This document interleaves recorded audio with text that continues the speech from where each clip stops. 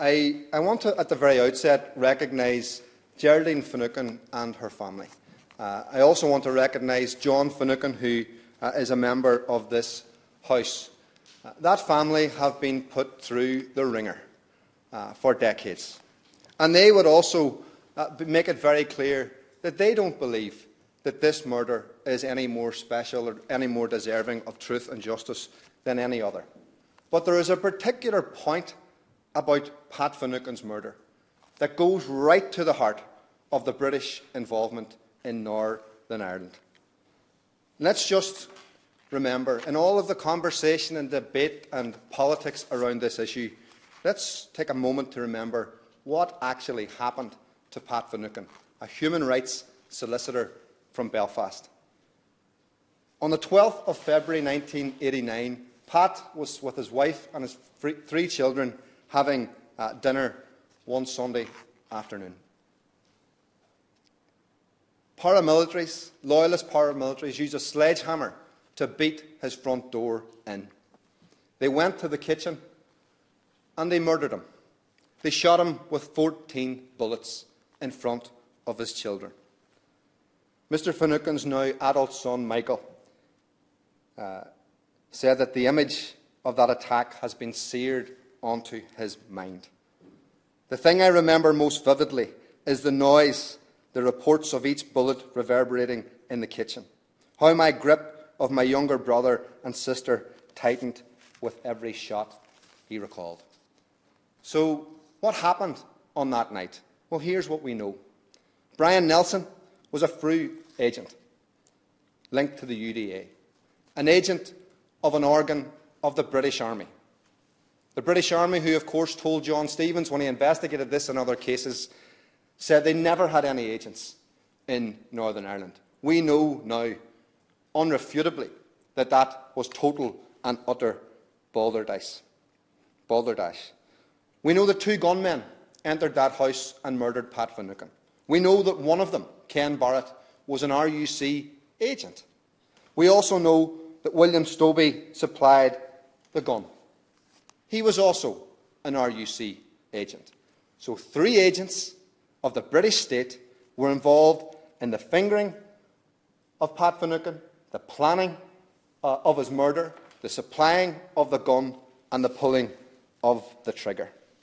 We also know that David Cameron, former British Prime Minister at the time, described what happened to Pat Finucane by saying there were shocking levels of collusion involved. We know that Lord Stevens, a very eminent former police officer in this country, when he investigated this case, his offices were firebombed. I wonder who did that. He also said, as recently as last year, that the state held back oceans of information on Pat Finucane's case. A few weeks before Pat's murder, Minister Douglas Hogg stated in the House of Commons chamber that there were a number of lawyers in Northern Ireland unduly sympathetic to the IRA. What did they expect would happen after that statement? We know that in 2001, at the Western Park negotiations with the two governments, the Irish government, the British government, all the political parties in Northern Ireland agreed to set up a number of public inquiries. The British government prevaricated. And then in 2004, Judge Corey recommended that there was sufficient evidence in the case of Pat Finucane to allow for a public inquiry because of the sufficient levels of collusion he was able to find. All of the other inquiries that Judge Corey recommended have happened. They're done. They have reported. Apart from this one. This is the only one outstanding. And over an 18-month period in 2010-11, the family were in long conversation with the British government in Downing Street. The conversation wasn't about whether or not there should be a public inquiry. It was about the nature of that public inquiry. Then we had the De Silva review, and then, more recently, we had the Supreme Court ruling that the British government had not delivered their international obligation to have an Article 2 compliant investigation. There is absolute clarity, Madam Chairperson, that there was shocking levels of collusion in David Cameron's words. So let's just think for a second what that actually means. It means a previous British government murdered a human rights lawyer in Belfast in front of his family. And they have denied every single opportunity to give that family what they absolutely deserve, which is full truth in this matter. And look, it would take a long time for anybody in this chamber to convince me of the righteousness of the British government, the British state, or the British Army. But if you are a British MP, ask yourself one very simple question. What would you do? What would you do, Minister, if you had a family in your constituency whose father was murdered in front of their eyes for no crime other than being a human rights lawyer? Look, I believe in a different kind of constitutional settlement for Northern Ireland, but I recognise the reality that the British government have jurisdiction in Northern Ireland as it stands. The British government have a responsibility to the citizens of Northern Ireland. They have a responsibility not to murder them. They have a responsibility not to cover up their murder. And they have a responsibility to do everything in their power to get to the truth of what happens when something like that is done. But I have very little faith that this British government will do the right thing in this case. They absolutely should.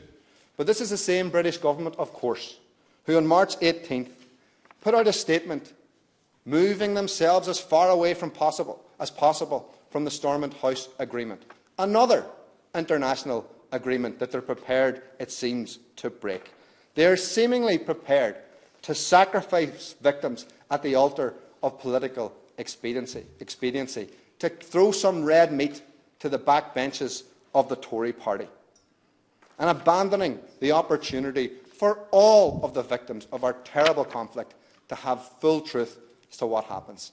In my view, Madam Chairperson, there is no chance whatsoever for my community to move forward in the spirit of reconciliation unless we get to the full truth of what happened during our conflict. I would implore this government, for once and for all, live up to your commitments in Western Park, live up to the promises that were made to Pat Finucane's family, and live up to the needs of the community of Northern Ireland who need to be able to move forward.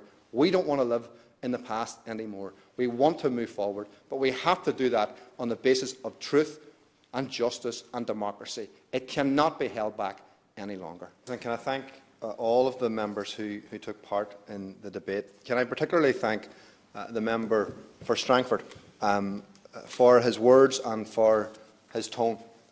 Seamus Mallon once told me that every single death diminished us all. And I stand by that principle today. I want truth for everybody. I want truth for everybody. No matter where you came from, no matter who murdered you, you deserve and your family deserves truth. And I actually believe that our society deserves truth and needs truth, because we cannot move forward in a spirit of reconciliation and partnership unless we take away the dark clouds and the dark corners where this information is held.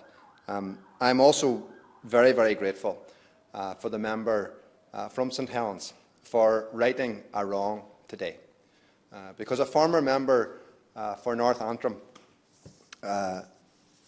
made a scurrilous accusation in this place about Eugene Reevy. Eugene Reevy is one of the most decent, upstanding people I know. And what was said about him was absolutely wrong, totally hurtful, and why anybody would think that you pile more pain onto a family, one of many families, and think that would have some sort of value, I just do not understand. This is about all of us. The Pat Finucane's family aren't trying to tell anybody that their pain is worse than anybody else's, that their truth is more deserving than anybody else's. But the point about this case is it goes, as I've already said, and others have said it as well, it goes right to the heart of the British government's involvement in Northern Ireland. The act of the murder, the cover-up of how it occurred, and the denial of truth tells us a very, very clear story about the UK's intervention in Northern Ireland. I just don't believe that our society will properly move forward unless we know the truth of what happened. And I know the Minister says that legacy issues are complex. Well, do you know what? They're difficult, they're painful, but they're pretty straightforward. The truth is what people want. What is complex about that? We know how hard this is. We live it every single day. And the Pat Finucane's family live it, the O'Dowds live it, the Reeves live it, and all of the victims of our terrible, terrible conflict are living it still today. And our society is sick because of it. You have an opportunity, Minister, to take some of that pain away, to shine some light into dark corners. And this is, you made this promise 20 years ago. Promise was made to a family, and it hasn't been kept. And you have a responsibility as a government to keep that promise. A full, public, independent judicial inquiry is all now that will suffice. The case has been made. The promises have been made. It's time now to deliver. And if we want to deliver on all of the truth, and if we want to get right to the heart of it, the member for Strangford's point, there is a process. It's agreed. It's another international agreement. It's called the Stormont House Agreement. If we want to sort all of these issues out, implement that, bringing the victims in from the cold and deliver the truth that they require. That's what we need to move forward as a society. I fundamentally believe that we won't unless this issue is dealt with.